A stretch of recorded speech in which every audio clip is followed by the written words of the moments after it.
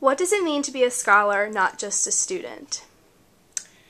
Well, you're asking an academic about being a scholar, and in response to your question, I went to a dictionary which suggested that it was simply being a student. But when I think of a scholar, I think of somebody that is a knowledge seeker even beyond the classroom. So an independent learner, a lifelong learner, somebody that seeks knowledge and experience and wants to share that beyond the minimum that is required for the task at hand.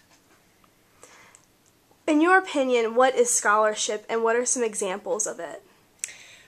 So again, academically, scholarship at an institution like the University of Virginia is the production of new knowledge or the production of new understanding. So if I think about it in the sciences, it's oftentimes doing laboratory or field research and publishing that research in journals. If you're in the fine arts, however, it might be very different scholarship. It might be producing new art or new music in various media. So depending upon the academic discipline, again, what's consistent is that there's something that's new, there's some new analysis, there's some new synthesis that builds on our current knowledge and understanding. How might we actively engage in or resist academic scholarship? How do students resist academic scholarship? I think they oftentimes, too often, students think of achieving what I consider to be the bare minimum to get by in a class. So learning and asking questions that center on test taking, that center on assessment, when the content is much more expansive than that which might be shared or assessed on an exam. So, students can resist scholarship, resist coming up with their own questions as they leave class and trying to find the answers to those questions and really just focus on content. Again, what's on the exam. Who gets to define what scholarship really is and why? Again, I'm going to firmly position myself as the academic. I think within academic disciplines,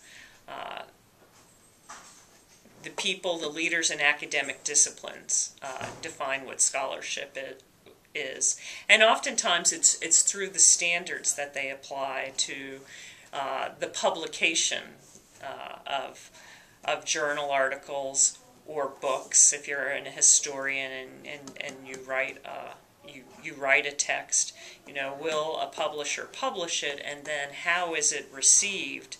Is it received with credibility and acclaim by other experts in the field? Again, the same goes for pieces of art and music in the fine arts. How they're received, although there are oftentimes innovators, as we well know, that will publish or produce works of art that it takes quite a number of years to be well received. So it's not always well received at that time, at the point of publication, but it's eventually recognized as being true discovery and furthering of knowledge. Finally, why does scholarship even matter? Why does scholarship matter? Well, I think human minds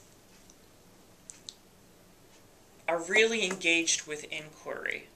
And I just have to look at you and say, how can you not want to know? How can you not be engaged in some aspect of understanding something beyond yourself? And I really don't think it matters what the discipline is.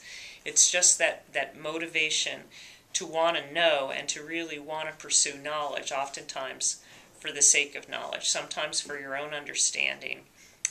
But in the arena of a college or university, it really is for sharing that understanding, sharing that knowledge within your disciplines, with your colleagues, and also with the public at large.